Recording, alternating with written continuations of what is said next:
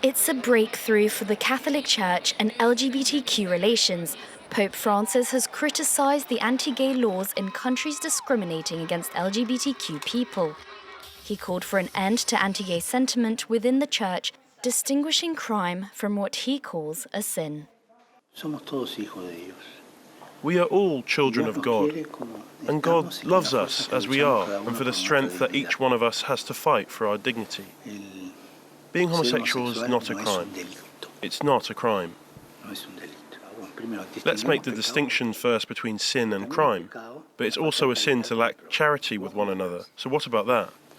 The Human Dignity Trust states that over 67 countries criminalise same-sex activity, 11 of which can impose the death penalty.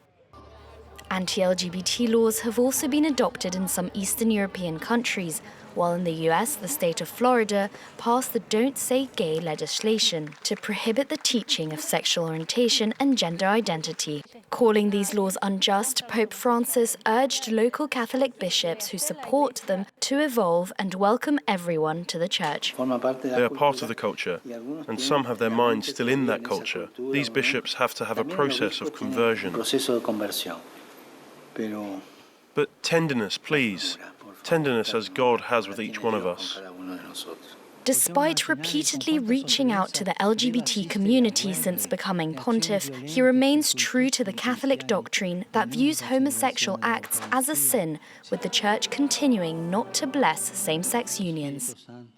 But this is the first time the head of the Catholic Church has criticised anti-gay laws, which activists have hailed as a historic advance.